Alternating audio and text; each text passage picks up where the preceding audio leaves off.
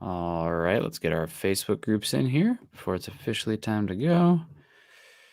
Got our spinning wheels going. Drink some coffee while we're waiting for that. Cheers to that.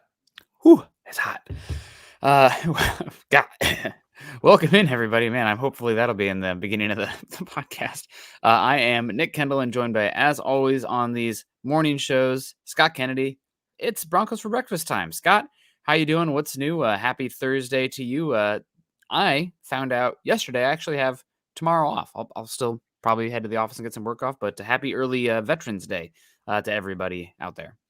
Yeah, lots of veterans that in our families, extended families, and in the Broncos country. So thank you and happy Veterans Day to y'all. Yeah, just Thursday. It's a football Thursday. We've got an interesting game today. People might call it a bad matchup, but for guys like you and me, this is my favorite kind of matchup. I'm more interested in what's the draft and everything than I am in the Super Bowl. Maybe that's because I've never really rooted for teams very much out of 53 Super Bowls. So I usually am more interested in the draft.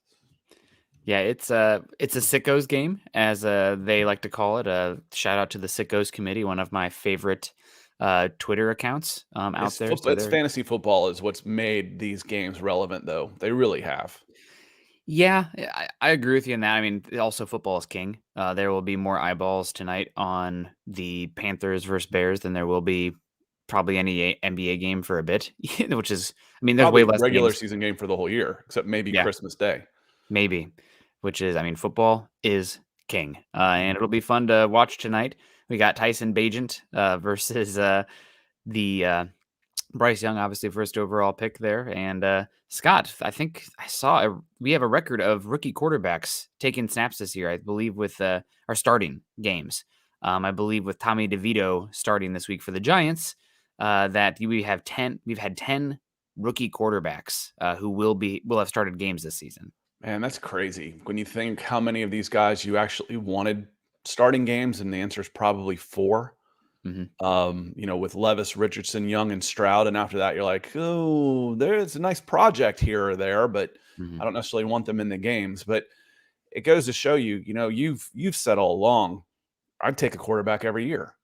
Even if I've got my guy who's playing 17 games right now, how many are able to finish out a full season?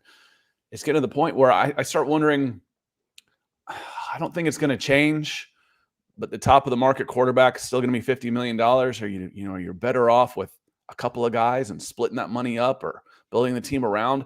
It's going to be making for some very interesting team building, but I really don't think it'll go away from it. When you see guys like Daniel Jones get $40 million after, one pretty good season, people are still quarterback crazy in this league. Yeah, if you don't have the guy, then you're going to be desperate and you're going to make a move that instead of kicking the can, you're like, okay, well, if we don't go for it now, we could be in trouble. And we kind of see that. We saw that maybe a little bit with the Broncos, going to make that move. In hindsight, looks like it wasn't the best return, but Russell Wilson's playing much better football right now. We can argue, though, the price and the lack of resources due to the trade.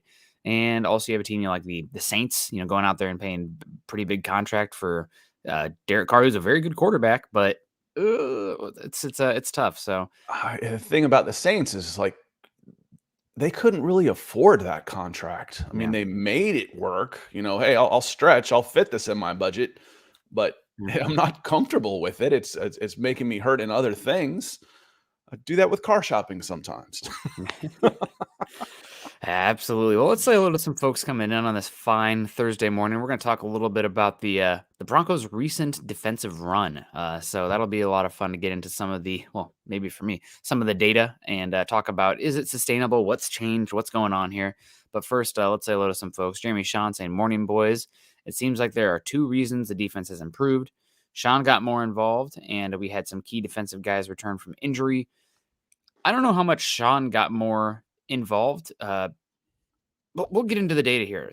But we knew from the beginning, or it's been reported from the beginning, that Sean really wanted a defense that ran a Vic Fangio style of coverage and just overall personnel philosophy. Fangio was his number 1 on his list. Fangio did not want to come back to Denver. Understandably why. He's in Miami now, and Denver goes out and gets Vance Joseph, who is brought in to run a similar defense to what Ejiro Evero ran last season as a defensive coordinator for Denver. It doesn't work very well early on. It's kind of a mismatched scheme. Guys don't really know what they're doing.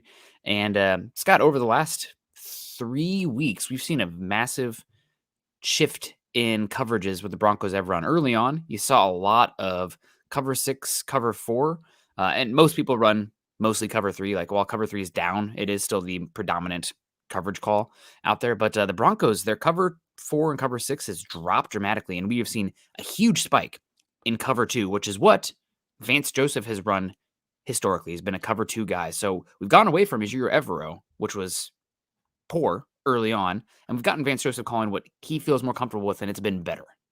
Cover 3 used to be for 3rd and 15. That's the evolution of this Anymore. game, that it's like you're running, base nickel packages, cover 3 on 1st and 10. And how it will cycle back around where we'll see more power running games, et cetera, et cetera. It goes in circles, Nick. But with Jeremy Shawn, I'd say there's 2 big reasons, some key defensive guys, one Baron Browning being one of those guys. But I think another one is just some of the new faces becoming more comfortable in what they're doing. Zach Allen is a big one out there. Fabian Moreau stepping up and playing well. McMillan coming into the slot and doing well. And I honestly think some of the addition by subtraction is something to keep at as well. So it's not just some of the guys coming back, but it's also who they are replacing. Frank Clark never really did anything for this team, but we don't know how big of a distraction that was in the locker room. Was he setting a good example? We don't know. I have zero faith that Randy Gregory was putting forth 100% effort every day in practice and providing a good example for the young players on that defense. So that's part of it too. And again, familiarity and, adjustments. And I don't give Sean Payton credit for all that. I give Vance Joseph credit for making some of those adjustments as well. And the players themselves just becoming more comfortable in what they're being asked to do. And frankly, keep it simple, stupid. Yeah. Yeah, you're totally right. And just on the year, some of the data, shout out to Cody Alexander, who does the match quarters stuff. If you are interested in defensive scheming, he's one of the better Why I have Twitter. you? What was that? That's why I have you. Yeah, he's one of the better though out there. He does a lot of the college stuff and how to stop the air raid from a college perspective and 3-3-5 stacks, and he's really good. He's written multiple books on Recruit a 6'5", 260-pound monster and have him go hit the quarterback. That helps too. But that's my way of doing things. Cody has written multiple books, so did want to give him a shout out. But just where the data is at right now, the Broncos over the last 3 weeks, they've jumped to a higher rate of cover 2, going from about 3% average to about 9% average over the last 3 weeks. The last week against the Chiefs, we actually did see a lot of quarters and cover 6 that jumped to their highest rate of the season. But what has dropped for the Broncos? Cover 1 has dropped a bit, cover 3 has dropped a bit, and cover 0 has fallen off the map completely. So interesting to see that. Another thing about Vance Joseph. Now help me out with this for the layman out there. It sounds to me as like what has dropped off. For me, all of those things you mentioned, this garbly-gook of covers and numbers and alphabet soup that you've thrown out there, what has dropped off to me is more pressure on the defensive backs. I'm putting less pressure in man coverage and press coverage on the defensive backs.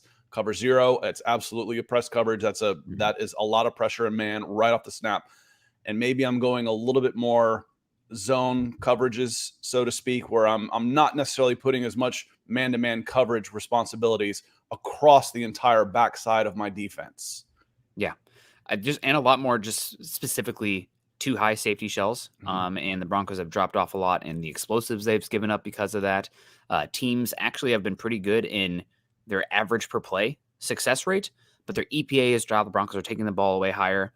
We will see if it's Chiefs dependent, because the sample size, 2 of the 3 games that we're talking about here are Kansas City, or I guess 2 of the 4 games that we're talking since week 5, which is the data that I have sorted by. But really interesting to see that trend. And again, Vance Joseph playing a little bit more or calling defenses a little bit more to what he's been comfortable with. One other trend I did want to get into here, just from a schematic perspective, from Vance Joseph, not results, but what they're calling. Gary Palmer, $9.99 Super says, good morning, Nick and Scott. Love Broncos for breakfast. Well, we love Gary Palmer. Heck yeah. So go Broncos. Hope you're doing well, Gary. Hope you have a good Thursday. One other thing, Scott, so a divergence from Ejiro Evero under Vance Joseph. early on, we were seeing a decently high blitz rate team. And as the Broncos have continued along this season, they've really dropped in their blitz rate, specifically on third down. Now, on first down, they're still one of the top, I think, 13 blitz rate teams because they're sitting there in base package. And actually, when they play base, they like to blitz. But from a sub package, nickel, dime, whatever, on third down, they have the 30th highest out of 32 teams blitz rate in the NFL. So interesting to follow these trends because Ejiro Evero blitzed like crazy on third down. Translating that back to a dummy like me, that means I'm putting less pressure on my coverage. Yep. So everything I've heard right now is I'm putting less pressure on the backside of my defense. I'm getting more numbers back there, and I'm not asking them to be as aggressive in coverage. That's basically the philosophical change of all of this stuff is I'm not being as aggressive in my man coverage, and I'm adding some more numbers back there at times, especially with less blitzing. And the thing is, though, we talk about how sustainable is this, and we know where the Denver Broncos are in pressure rate. It's not good as far as like actually getting to the quarterback. However, it's changing. It's headed in the right direction because of a guy with the double B out there, and Baron Browning is a difference maker coming off the edge. I don't care if Jonathan Cooper isn't getting. I only need one. That's the beauty of defense. I only need one guy to make a play for the defense to work. And Baron Browning can be that guy, and he's made a difference, a big difference since he's been back, Nick. Yeah, he has been great. And for pass rush specifically, you're right. I mean, that's one reason that for offensive line, I always say I'd rather have 5 Bs than 2 As and 3 Fs because if you have, heck, if you have 1 F out there, you're going to be probably in trouble. There's some schematic stuff you can do, but on pass rush, if you can give me a bunch of just, average players, but 1 Myles Garrett, I'm probably going to do some things out there. So that's Baron Browning has made a difference. Allen also looks like he's getting a little bit more comfortable, but it is interesting to see the trends here. We talked about yesterday on the Falcons podcast, there's a Warren Sharp who does a lot of data stuff, has the conglomerate, that's the wrong word, but a cumulative pressure time to pressure stat for this season. So how long it takes for an average pressure to get, and the Broncos are dead last in the entire NFL. 31 to me isn't pressure. No, we'll get back to. Let me say hey to Troy real quick. Troy says, "Hey guys, appreciate you coming with a super chat. Much the same this week.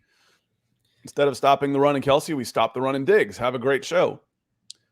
They have a few more weapons. I think Buffalo Bills have a few more weapons on offense. I don't think their defense is anywhere near as good as the Kansas City Chiefs.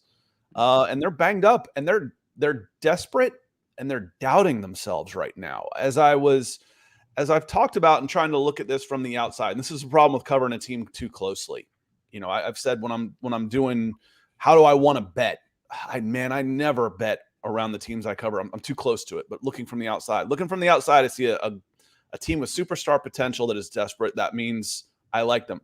Then I go and watch Sean McDermott's press conference, and I'm watching the Bills, and man, they are all over him. He's fearful for his job. It sounds like they're banged up. They're not winning any games. The offense stinks. The defense stinks. This team stinks.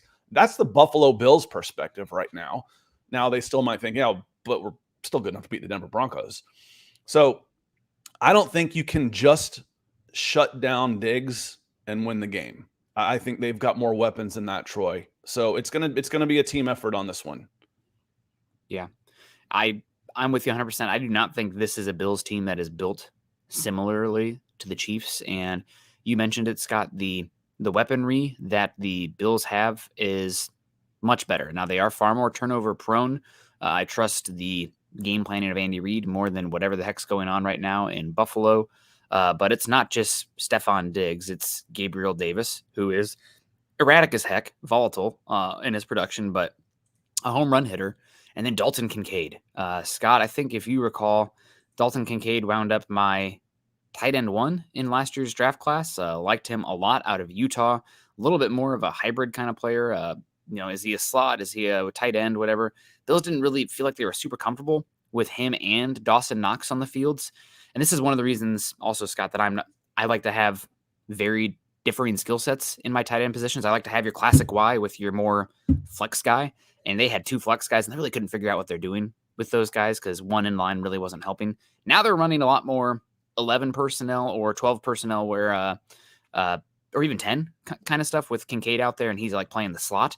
And he looks really good. So I'm a little bit worried about just the options the Bills have. Now they've fallen off a little bit, but as you mentioned, Scott, it's been the defense. Their EPA per play over the last 4 weeks is still, I think, third on the offensive side of the ball, but their defense is like 28th. So their offense is scary. And that's one reason I want to talk about the defense today, is because like if the Broncos can go out there and make the Bills perform under expectation compared to what we've seen, maybe then we can really start to talk about the defense turning it around. But right now, there are just some statistics that I want to point out that says that I personally am expecting a regression from the positive play from the defense we've seen here recently.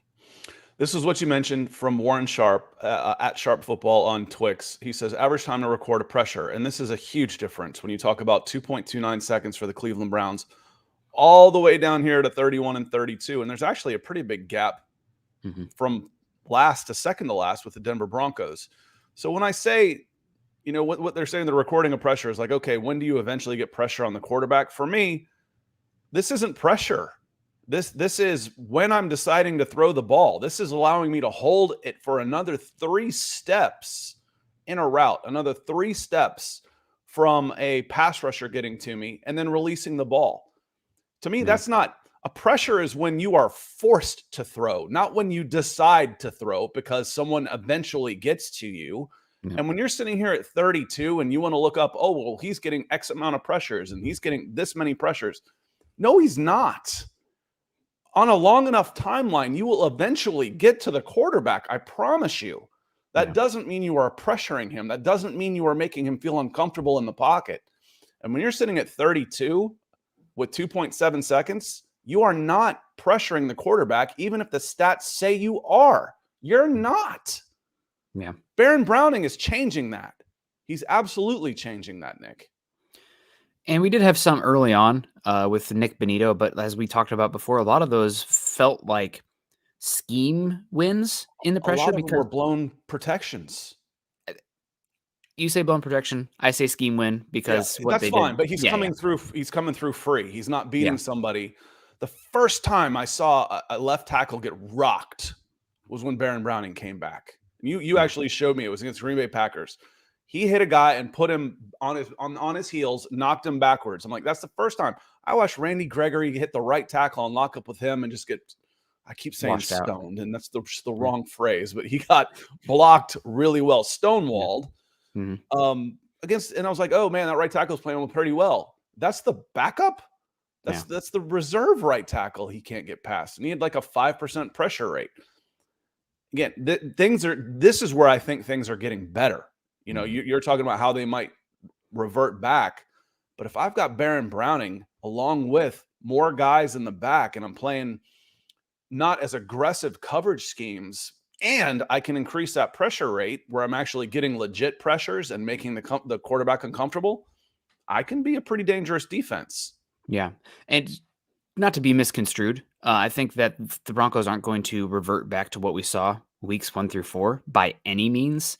But some of the data over the last 4 games, I just don't think is super sustainable. So you might see, instead of what is their EPA over the last 4 games, 13th ranked defense in the NFL. I think you probably end up somewhere about the 20th, if I had to guess right now based on the trends. But we'll see. That's why you play the game, right? You don't play it on a computer. It's not a simulation. That's why it's the best sport, man. David Cromello coming in, $5, saying, which outcome is more likely? Broncos winning 5 to 7 more games, or Broncos losing out and going 3 and 4?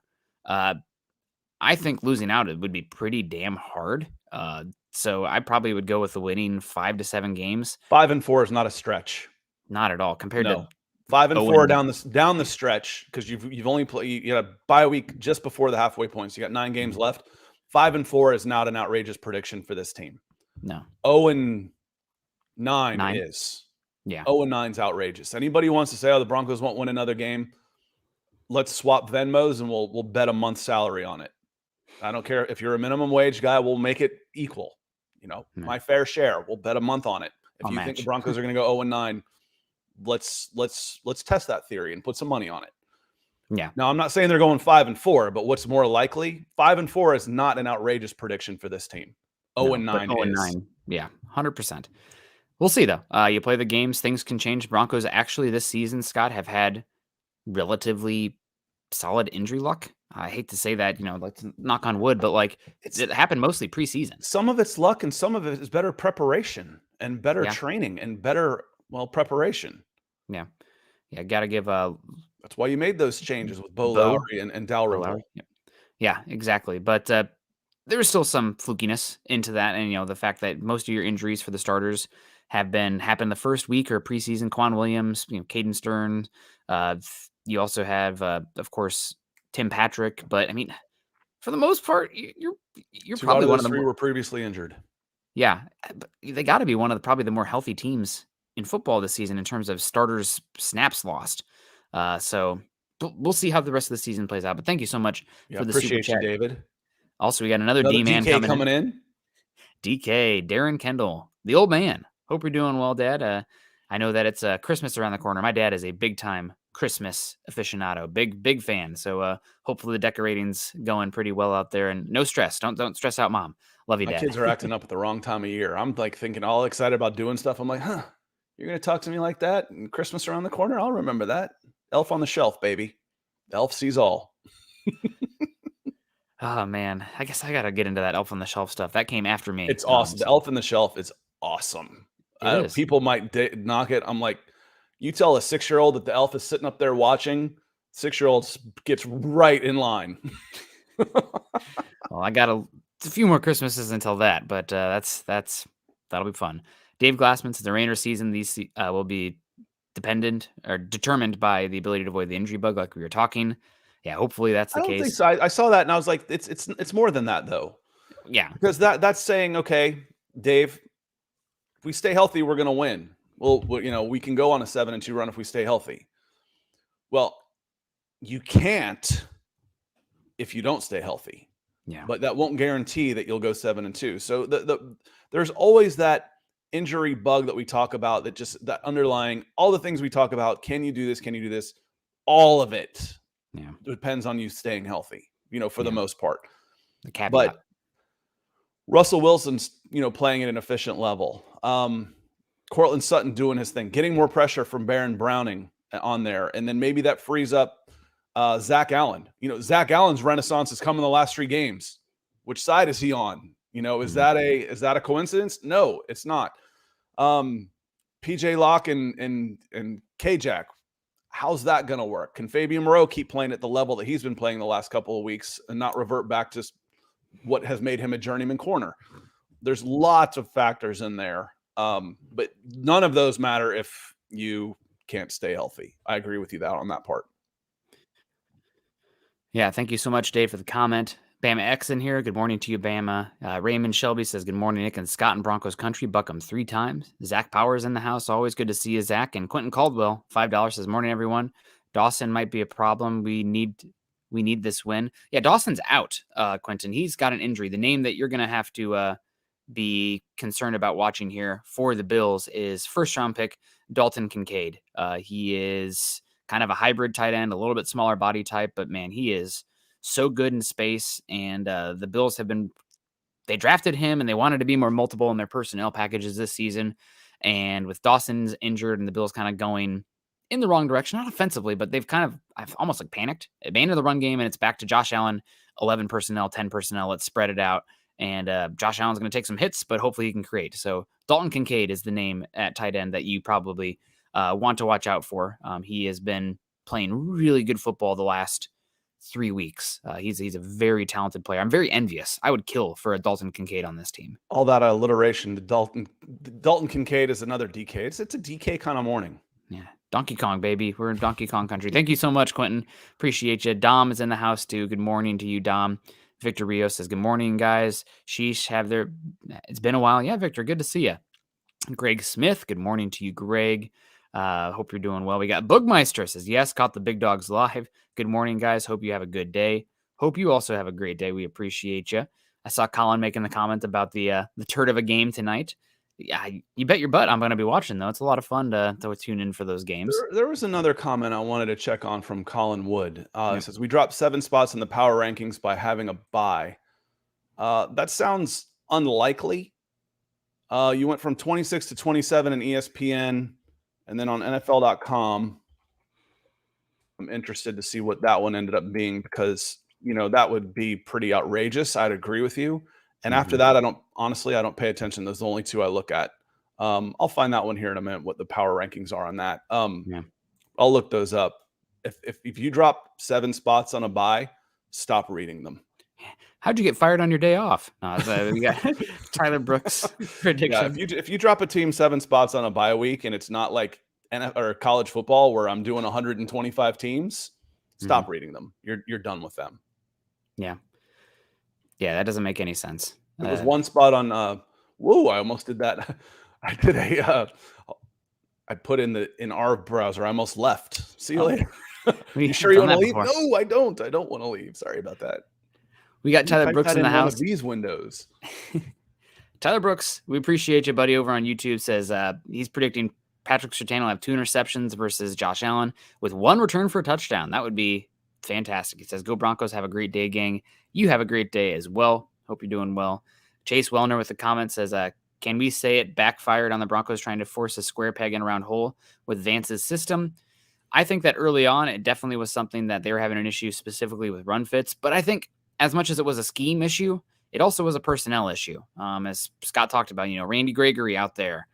The effort in run defense was not there. I mean, I talked about it after the game. I lost my damn mind watching the Miami game back because how many times he got crack blocked 3 times in a row, maybe 4 times in a row, and the guy got outside. Poor Randy. We're talking about him being stoned, cracked. This guy's had enough trouble. Yeah, that's true. That's true. But it's like you got to keep your head on a swivel, man. And if they You're not even allowed to go do crack blocks anymore. Not the old-fashioned way. No, it's from coming across the line, and he's getting out leveraged there by a wide receiver blocking him out, and they did it 3 times in a row. Like, God damn it. Saying Bassey also, God bless him, sounds like a nice guy, but like the physicality, what a massive loss you had in Quan Williams, but also what a massive upgrade with Jaquan Williams there. So it's not just the system, it's also the players playing better, and we're starting to. I think at the end, Broncos will probably finish with. Because of that Miami game, they'll probably still finish with a horrible overall defense. But I think they're probably going to settle somewhere around the 17th to 22nd best defense in the NFL, which is not good enough. Don't get me wrong. It's not good enough.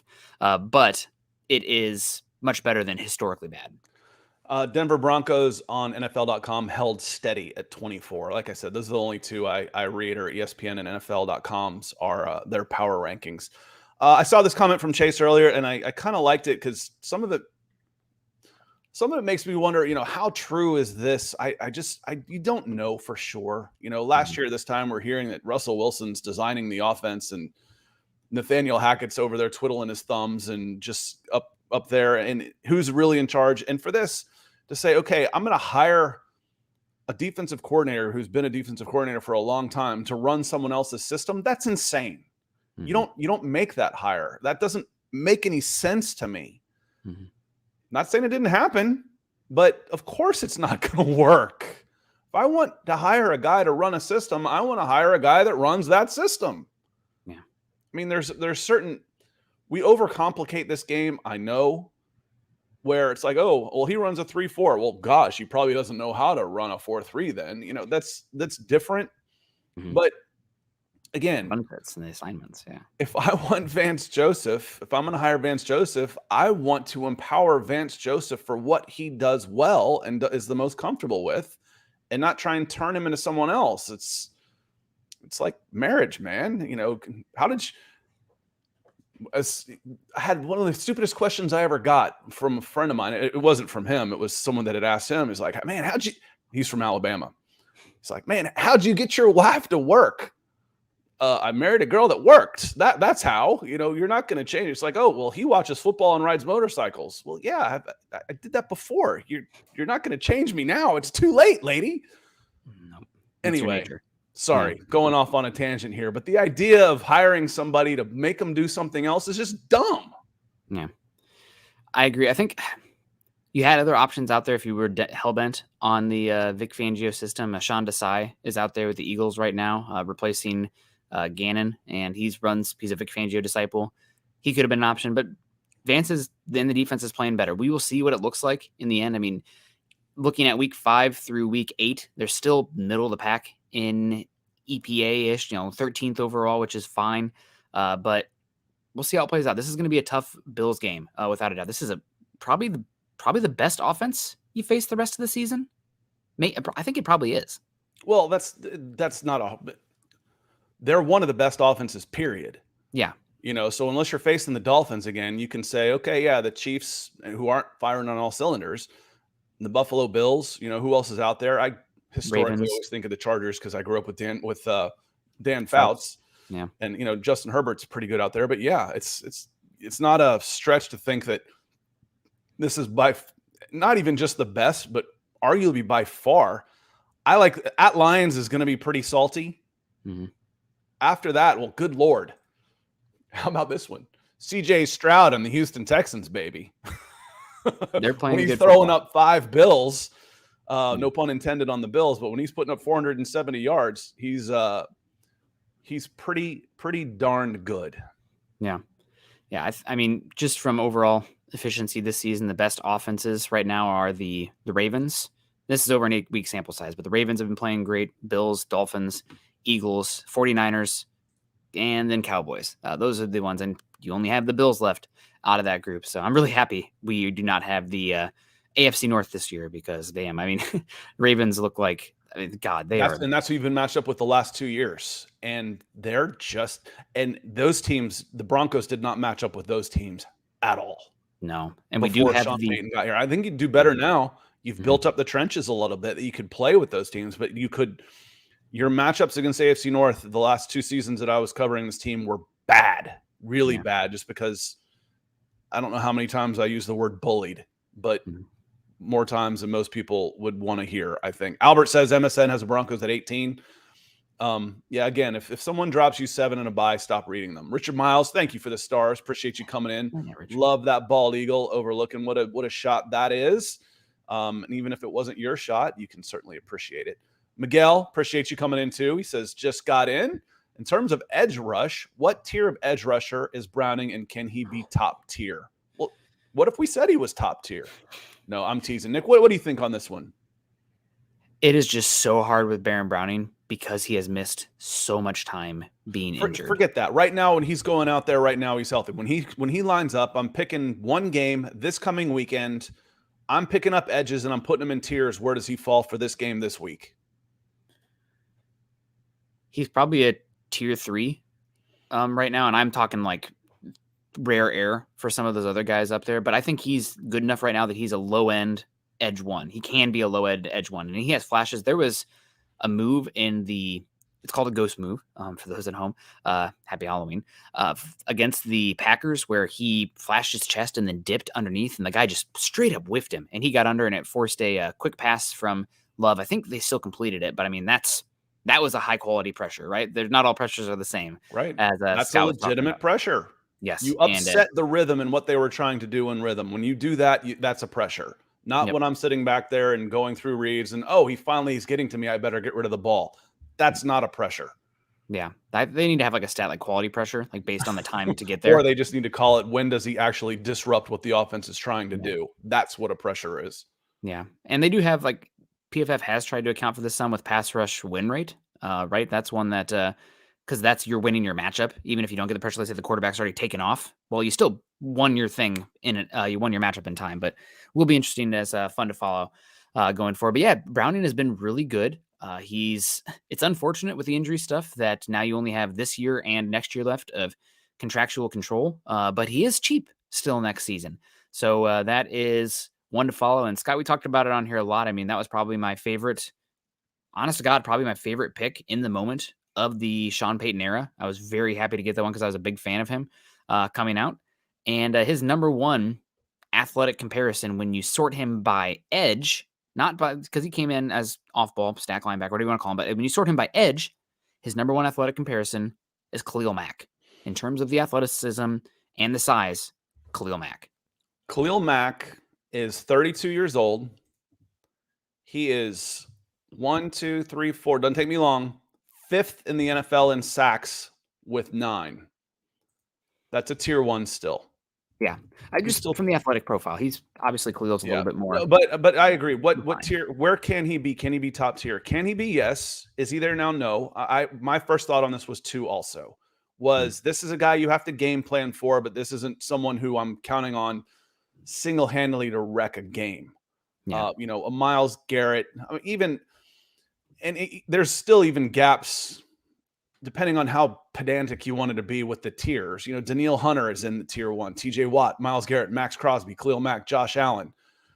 Even Trey Hendrickson is close in there. Micah Parsons. mhm. There's several of those guys out there that are game wreckers. Baron Browning we haven't seen it enough, but he's got the possibility to be like that. And he is absolutely the best pass rusher on this team. And I don't think it's close. Yeah, I agree with you. And not to take away from what we've seen this year from Nick Benito and his flashes, a very good role player. You want that guy in your rotation, without a doubt. And sometimes people will stick their head in the sand and not acknowledge when a player that they doubted before does well. But Benito has had some high quality pass rush snaps. It's just he's not a starter, but what was it, pick 64 at a position like edge? If you can get a first guy off the bench, super sub type of guy that's quality there, then that's a good pick. And it's looking like a good pick right now. Always looking like a good pick. Michaela Israel coming in with a $3 super. Good morning to you, Michaela. Hope you're doing well. Thank you so much for the super sticker and always being a consistent supporter of the show. We really do appreciate that. Hope you're doing well. Hope you have a good rest of your Thursday. It's funny. I see Jeremy and Ethan talk about the good old days, and thank you, Michaela. Appreciate the support that you show us. The good old days of Sports Center, and I honestly think that was also the downfall of ESPN live programming when ESPN started focusing, when they started thinking that they were the show instead of the sports they covered. That became a problem. And anyway, that's a whole different subject and a whole different topic. But they started thinking that people were turning in just to watch ESPN, and no, we're here for the sports, y'all. Don't forget, you cover sports. Yep. So we're just here as a conduit for the content. Monica coming in saying, "Hey guys, I feel like since the Chiefs game, our defense boys are on a run. Now do their confidence go Denver? They definitely are playing confident. You mentioned it earlier, Scott. Talk about, the Bills are still, right in the thick of they're things. fragile. Good team, but they're on a cliff right now. And the Broncos 3-5. They feel alive, man. What is this? I was thinking teetering. That was the exact word I was thinking of, and you came up with cliff. Too much mountain climbing here, Nick. Not now. It's winter and the little guy's on the way, but we're near 2025. That's you guys are helping fund that. Hopefully, we got to keep teasing Natalie about that. Ryan Thompson in here too, saying good morning. Great to see you. We really, really do appreciate you coming and say hello. I see Benjamin Flores in the house says, how does the defensive philosophy carry over against the Bills? One thing, again, just more data, Scott, because that's how I see the world, is in numbers. And when you can quantify something to give you a better idea, I think it's better than, yeah, everything's 0 and 1s. The Matrix. Yes. But the Broncos actually have been, over the last 4 games, have been awesome defensively from nickel personnel. So what's that? What does a nickel mean for the Broncos? They listed it as 2-4-5, but essentially, your 5 defensive backs out there, Jaquan McMillan in the slot, blah, blah, blah. But their defense has been pretty darn good out of nickel here recently. They're 8th in EPA per play so far this season out of nickel, 12th against the pass, 10th against the run, limiting explosives as well. But against base, they're dreadful, Scott. 30th in EPA. And this is just the last 4 weeks when things have turned around. They're 30th in EPA, 28th in success rate, giving up explosives left and right. So the Broncos have been dreadful when they have 3 defensive linemen on the field, 4 linebackers, 4 defensive backs. Luckily for the Broncos, this Bills team, explosive, very talented, they're going to pretty much have you playing a nickel the whole game. I don't think you're going to see much from them formationally where you're going to be playing in a phone booth. They want to play spread, air raid style football right now. So the Broncos' issues in fielding a defense out of base maybe nullified some this week just because your opponent. Now, we're going into how we've talked about the Broncos have been more successful, softening their coverages a little bit, right? They might be able to tighten things up a little bit against the Bills. After what you just said, you're like, well, that doesn't make sense, Scott. They want to go air raid on this. ESPN has an article right now about questions around the quarterback. And one of the questions were the Buffalo Bills and said, how concerned are they with Josh Allen's shoulder? And in there, I saw a pretty interesting stat that I want to read to you right now. The Bills' offense has been up and down overall, but since Allen initially suffered the injury against the Giants in Week 6, he has completed 3 of 15 attempts of 20 or more air yards, and 1 went for an interception. He is 3 for 15 on passes beyond 20 yards with a pick. We can start crowding the box a little bit more. We can start pushing forward a little bit more and pushing a little pressure on them and make him prove. And then if he does, hey, his shoulder's just fine. It just got better. Then back off. One score is not going to win this game. But Josh Allen right now ain't Josh Allen. Mm-hmm. And that's part of the thing that, again, you start looking at this team. Are we giving them too much credit for who we think they should be instead of who they are? Who they are is a 5-4 team with a couple of bad losses. That's who they are. Now, all of a sudden, are they going to flip a switch and become who we think we could be? They could be. Well, that's why we're going to play the game on Monday night, and that's why it's going to be more intriguing, certainly, than it appeared to be, or that the odds makers think it is, than it was 2 weeks ago. Yeah, and I know we talk about running backs not mattering, so to speak, but long term for Josh Allen, this is not sustainable. I mean, he's on the Cam Newton path right now, where it's like, man, he's awesome, great, God, look at these plays, highlights, Super Saiyan out there, just God mode, as I like to say. Well, one too many hits and can fall off pretty quickly, especially the shoulder. I mean, I think that's what did Cam in the end, was the shoulder. Yeah. So something to watch with Josh Allen. I'm a big Josh Allen fan. He's the most fun to watch quarterback, I think, in football. So hoping to get healthy. And we've seen the Bills kind of try to counter that. They've tried to go with, they paid 2 interior offensive linemen this year. They went out, they go out and get Latavius Murray. They draft Dalton Kincaid, all this stuff saying heavier personnel. They go out and sign Leonard Fournette. Are they going to stick with that? Are they patient enough? Do they have the long-term vision? Or is it panic, we need to win now, let's spam what we've done well with Josh Allen? It's going to be interesting. And I disagree with one small point you have, Scott. I still think that the explosives are just one. Okay. I still think the explosives are so concerning that I might not be overly aggressive with my coverage up front. No, I'm not saying overly aggressive. I'm saying maybe I can start crowding a little bit more and being a little bit more aggressive. Yeah. I can start making adjustments, not a fundamental change. Yeah. What I would like to see, and we're already getting way into the Bills game here, which we're going to do Monday, but instead what I would like to see is kind of what we saw against the Chiefs this last week, where it was a lot of quarters coverage still, cover 6, but you still had 4 or 5 guys allocated to the quarterback, where you had Nick Benito as a spy. I loved the usage because Josh Allen's going to leak. He's not going to see something and he can't help himself. He's going to look to create. Now you have an athlete that is not occupied by a blocker, that his job is to keep eyes on you and mirror you. I think that's something that, to great effect, we saw last week with the Broncos. They still paired it with 2 deep safeties, so not letting you get over the top, but it can be aggressive up front in trying to get after the quarterback and corral him and hunt him once he does break the pocket. I think that's fairly easy to do in this defense this week, because you are going to be allocating guys to stop the design runs anyway. You know, there's going to be guys, you have to account for Josh Allen. You have to account for him as a runner. So assigning one guy, you can bracket him. Say, all right, if the things are going this way, it's going to be this edge, whatever. It's going to be Josie Jewell on this side, Alex Singleton on this side. You have to account for him. So does that loosen things up in coverage a little bit? Maybe. But also maybe I can bring Justin Simmons and PJ Locke a little bit closer to the line of scrimmage, take away those those digs, those crossing routes that absolutely flummoxed the Denver Broncos in the game against the Miami Dolphins. I mean, the middle of the field, 15 to 20 yards. There were acres of space open in those games. You can close that down a little bit right now if Josh Allen doesn't have is 3 of 15 passing with an interception. Mm-hmm. I agree. I think they should be ready to abort, though, at a moment's notice. Always. Yeah, everybody has a plan until you get punched in the mouth. And that's what I said. As soon as they hit one, it's kind of like, tell your outfielders, man, play them shallow until they show somebody that can beat you deep, and then take a few steps back. Yeah. I'll give up the 100% triple if I can rob 3 singles. Yeah.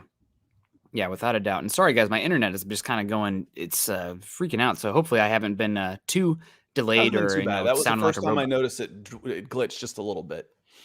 Okay, well, great. No glitching here from Troy, though. Hopefully not. $4.99 Super says, What does your gut say about the percentage of turnovers attributed to great play on the defense versus luck or bad offensive play?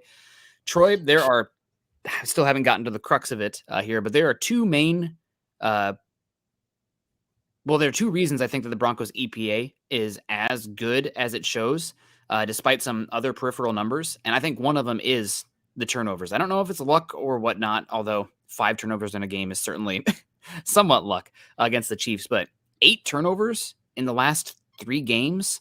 I think the Broncos are 3 for 11 in red zone defense conversion rate right now. Those are 2 stats that are amazing for the Broncos in this recent run of defensive success.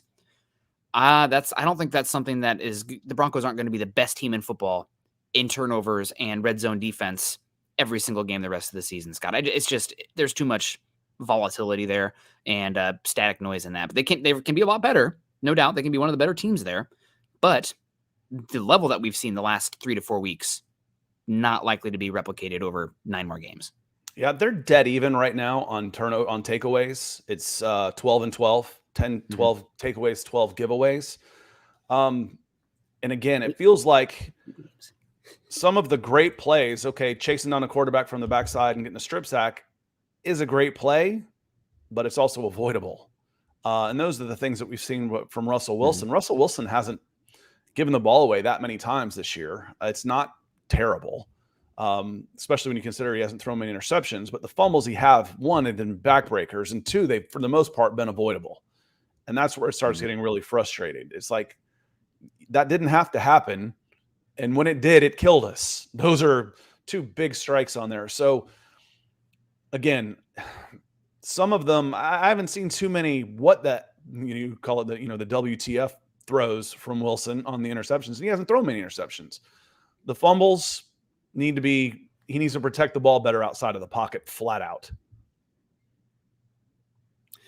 Yeah, I agree with you. I mean, you mentioned 12 takeaways for the Broncos and 8 in the last 3 games. I mean, it's obviously not going to happen at that rate. If you'd blow the record out of the water for turnovers if you had that level of success there. So that's something that's probably not super sustainable. And there are 2 main advanced metrics that I've kind of become norm in analyzing offenses and defenses here over the last 3 or 4 years. So you have EPA, which is expected points added, and you have success rate. So they account for what down it is.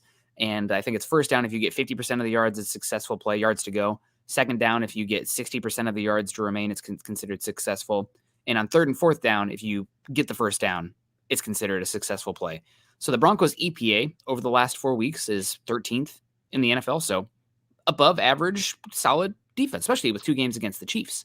Their success rate is 29th. So the 4th worst in the NFL. What does that mean? Why would you have such a discrepancy there? To me, it all comes back to the turnovers in the red zone. Teams are not getting the bump in points that you get when you score a touchdown on the expected points added. That raised the Broncos' defensive points added, and also the takeaways. So teams are still moving the ball exceptionally well, consistently against the Broncos, but they're stopping the red zone or they're taking the ball away. That, to me, the success rate points to that this is still a defense that has a lot of flaws and that you probably see some regression there going forward. They're not going to be the worst ever, like I said, but they're not going to be like, oh my God, the Broncos defense is now one of the best in football. Pump the brakes. We'll see what it looks like going forward, but the success rate being that low should be a check engine sign on the Broncos defense. It's why so many of us hate the phrase bend but don't break. Because if you're bending, that means, you're not getting stops, and you're not always going to be able to stop them if they're always getting down into the red zone.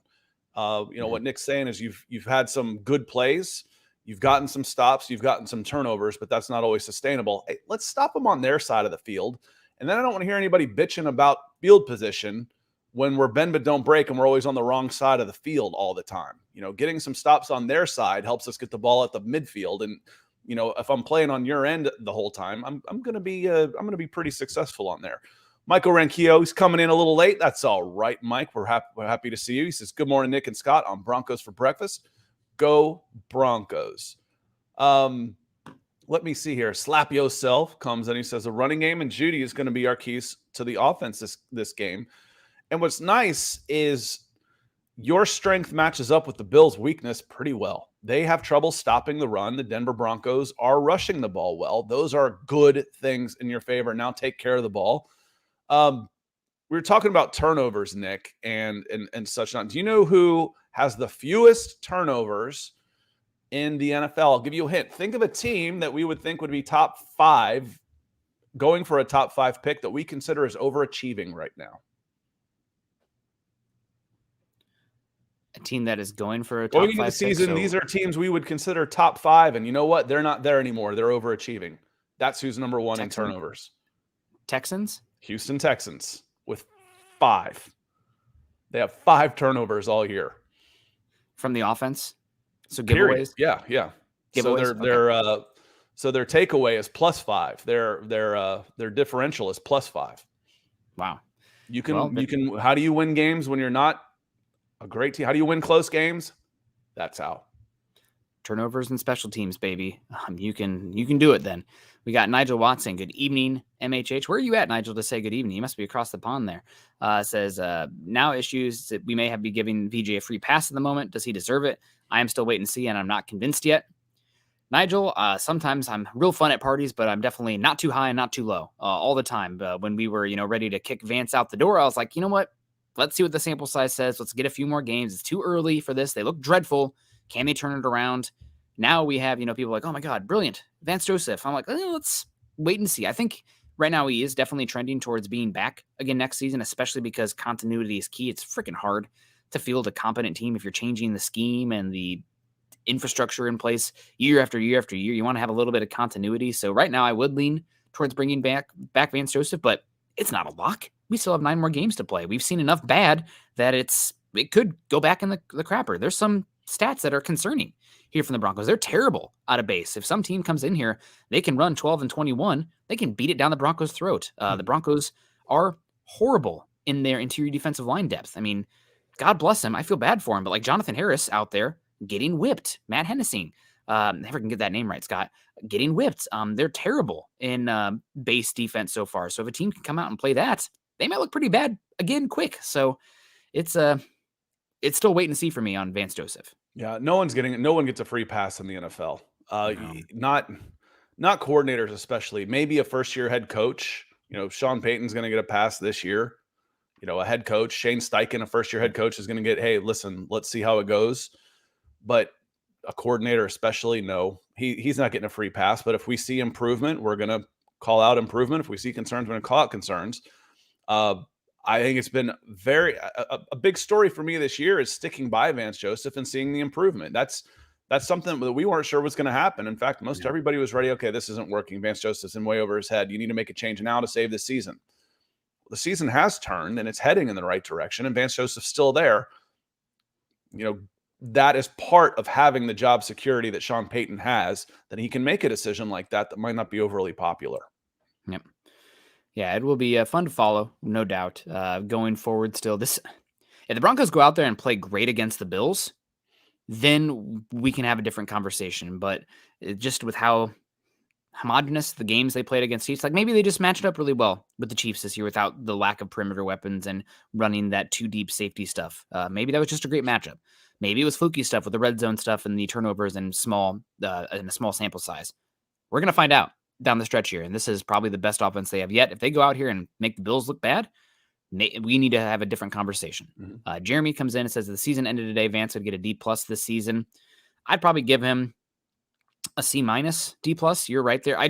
We went into the season, Scott. I thought the personnel was not good on that side of the ball overall. So it's hard for me to go too hard on him because they lack depth on the defensive line and specifically, and also they lack depth at cornerback. So it's hard for me to ask for a 5-star restaurant turnout when the ingredients were produced from your local Walmart or something. No offense, excuse me, I better not say Walmart negatively here, otherwise the Broncos will cancel the show. But just not premium ingredients on that side of the ball. And we've said, Nick, that both things can be true at once. We can have two things true at once. Yes, you need better talent on defense, and yes, Vance Joseph should be doing better. The defense is doing better right now. They have absolutely improved over the last several weeks. And yes, you still need investments on the defensive side of the ball, pretty much all 3 levels. Cornerback, safety, both. You need at least one new safety, depending on what you do with Justin Simmons next year. And then you could use Drew Sanders could step up and be the guy that you drafted. That's what you're hoping for. Corners, absolutely. Defensive line, you need 3 new defensive linemen, and you could use another edge. I mean, there's lots going on there. And D+ sounds about right. And right now, I'd be real questionable on whether or not he would be back. It would certainly not be a gimme, that's for sure. I'd probably go Naj, 60-40. good to see you, Naj. Thanks for getting up with us this morning. He says, hey, brothers, we trade Gregory and the Niners lose 3 in a row. We dump Clark and the Seahawks get annihilated in his first game. Meanwhile, we are 2-1. Looks like we did remove some negative vibes from the locker room. Absolutely. Addition by subtraction. I don't know, but I'm not stupid either.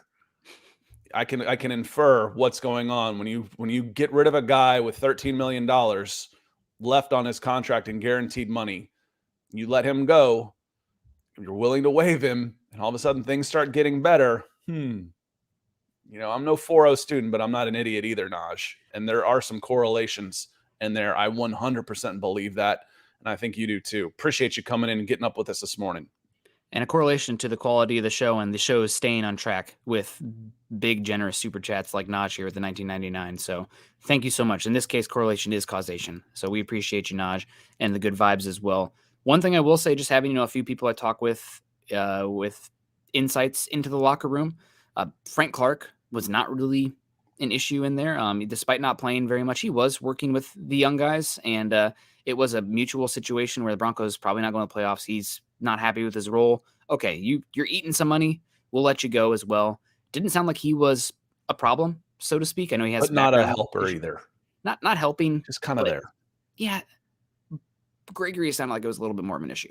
Mm-hmm. Gabe Rocks coming in saying, I'm not super confident about this game. As a franchise, historically, we have not performed well on the East Coast on Monday nights. Hope I am wrong. Yeah, it's Buffalo's a weird place, right? And it's a tough place to play. They're going to be staying at like a Super 8 or something out there. And not really, but there's not a lot of great infrastructure in Buffalo for that. And will be interesting to follow for this game. They got a chance, though. They got a week off to prepare. They should feel very confident. 2 teams kind of feel like they're in opposite directions in terms of vibes. I just want to remind everybody here, because, I'm not super confident about this game. You shouldn't be, Gabe. Mm-mm. I mean, if we step back and take our orange and blue glasses off, this is one of the single biggest spreads of the entire week. The Broncos are one of the biggest underdogs at -7.5. They're 20% chance of winning versus 80% chance of losing, according to ESPN Gamecast. Let's not make any mistakes here. The Denver Broncos are going to Buffalo as huge underdogs. Does that mean they can't win? Of course not. We've just gone through several hours this week of why they can win. But there's no way where you should be thinking we're super confident. You shouldn't be super confident. And you shouldn't be, I don't want to start making excuses early, but again, I've been preaching all week, there's no moral victories. Yeah, but if you go and you play toe-to-toe and play a good game, and the Denver Broncos and the Buffalo Bills come out and play one of their best games of the season, and you lose a tight one on the road in Buffalo, this team is still headed in the right direction. Your arrow is still pointing up. We can kiss playoffs goodbye, but at 1-5, who thought we'd be talking about playoffs in week 10 anyway? Yeah. So, yes, Gabe, you shouldn't be super confident. You're a huge underdog. Let's not forget that, y'all, going into this game. And I would have said if they played 10 times, Denver wins 3. So the ESPN is saying 2. So I guess I'm being optimistic. Don't call me a hater. I think I said if they played that rate earlier, somebody accused me of being negative. I don't know. Sometimes I get accused of being positive. Who knows? Troy at 499 said, what's going on with Sanders and him having the worst grade among linebackers? Any insight? I think he's swimming a bit in terms of the run fit and processing things there. Broncos are lucky that they had Singleton and Jewell already here to not throw Sanders to the wolves. And the game just looks a little fast for him. I mean, he played edge at Alabama on third downs and a lot of downs, specifically at Arkansas last season. He would be lined up as like a mug linebacker. So he'd be like lined up over an A gap or something, essentially an additional pass rusher rather than playing on the second line of the defense, having to figure out how you play to the football while also still staying in your lanes and your gaps. And that's been pretty poor. The other thing, and this was an issue for him at Arkansas too, A lot of missed tackles. He's not the longest linebacker in the world. Needs to work on that a lot. So he's still very talented. And I think it's a head-up thing. I don't think it's from a lack of work or anything. So I think he will get better. But right now he's been pretty poor. And hopefully it'll get better. And Troy, looking at this, you couldn't have picked a worse time for him to make a full debut with the Miami Dolphins. With all of the different things they're doing, his head was absolutely swimming. If I look at some of the offenses you could be facing, the Bills would be better, but I'd rather see him against somebody like the Browns or the Lions, the Patriots, and then the Raiders again, where they want to predominantly try and run the ball, predominantly compared to someone like the Bills and the Dolphins, and let him be more reactive instead of trying to anticipate what's going on. His head was just spinning against the Dolphins. And I think they're trying to protect him on that. We talk about that a lot with quarterbacks. Like, listen, I don't want this guy to get broken playing for a bad team. I don't want to crush this guy's confidence by, we had to throw him out there against Miami Dolphins. We don't have to throw him out there right now. Let's let him acclimate a little bit more, because he is very, very gifted physically. It's just too soon for him in that environment. Let's get him some snaps, some meaningful snaps against some teams that aren't going to be doing what the Miami Dolphins do. Yeah, and there's a reason he fell to the third round. And was always going to take a little bit of time for him, because what they asked him to do at Arkansas, specifically in those money downs, was not what he's likely to be asked to do in the NFL. Unless he was a Micah Parsons level athlete, which he's not, then the role was not going to be similar in terms of, we're going to use him as a pass rush weapon. You still can from time to time, don't get me wrong. That's in his scouting report, that's in his wheelhouse, but not to the level where he can just dominate guys. Did want to say hello to Patrick in here, sponsoring the show with his Lion Coffee. Patrick, God bless you. Make sure you guys are ordering your Lion Coffee. And I just followed them I'm like, why am I not following them on Instagram and Twitter? So did that as well. Shout out to you, Patrick, for your unofficial sponsorship of the show. I mean, God, the sponsor of my mornings, to be quite frank. God bless you. And Lion Coffee, Patrick. Hope you're doing well. And always good to see you in here coming in. So, Scott, we're at an hour now. Any final thoughts on the defense? I guess personnel-wise, we talked about who's gone. I think the other thing that we need to talk about is who's in. And for me, not Fabian Moreau. God, excuse me. I'm worried about him turning into a pumpkin. We'll talk about that on Monday. But Jaquan McMillan, the difference that he has brought for your nickel defense has been massive. I mean, he had a few games in that Chiefs game. The run stops that he's had from that spot are amazing so far. Who was your best edge defender last year against the run? Quan Williams. And you lost him. Yep. Okay, now we're bringing some physicality back to the position, aren't we? Yes, absolutely. And one of the reasons that I think the Broncos are there's such a discrepancy. There we go. Disparate difference between the base and the nickel defense is not only because the defensive line depth and your third interior defensive lineman on down is that poor, but I also think getting Jaquan McMillan in the slot is that much of a positive. He's been awesome there. It looks like you have found one of your options for cornerback for the next 2.5 years out there when you're playing 5. We'll see. Maybe he competes at boundary next season. Who knows? But he's been awesome. He's been probably the biggest, outside of Baron Browning, the biggest addition to this defense that has changed things dramatically since the first 4 weeks of the season. I think so too. And I think that Baron Browning come in has taken some of the pressure off Zach Allen and has allowed Zach Allen to become the guy. And we talk about depth across that front 5. If you're playing a 5-3, however you want to call it, 5-2, 3-4, whatever. There's 3 down linemen and 2 edges. That's a 5-man front.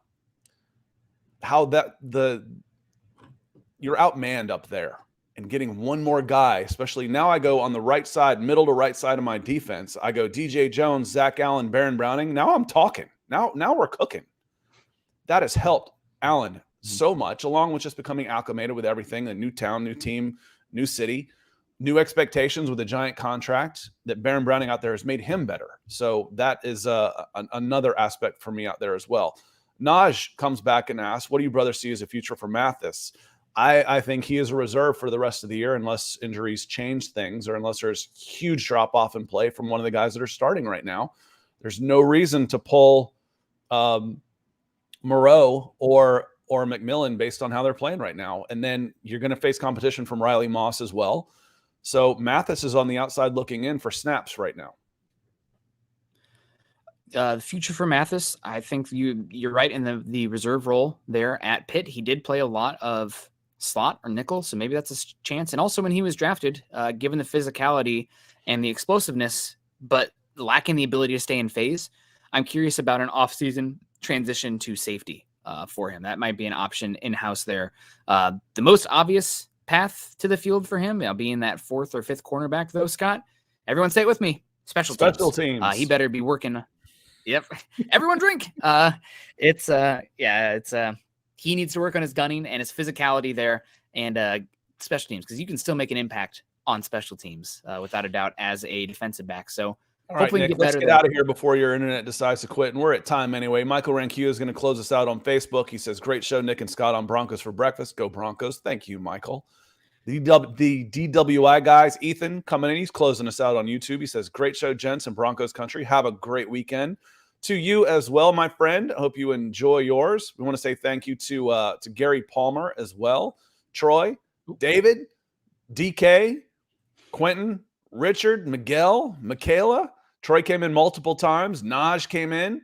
Quentin again, and then Ethan to close us out. Thanks to all of you for your support of the show. Yeah.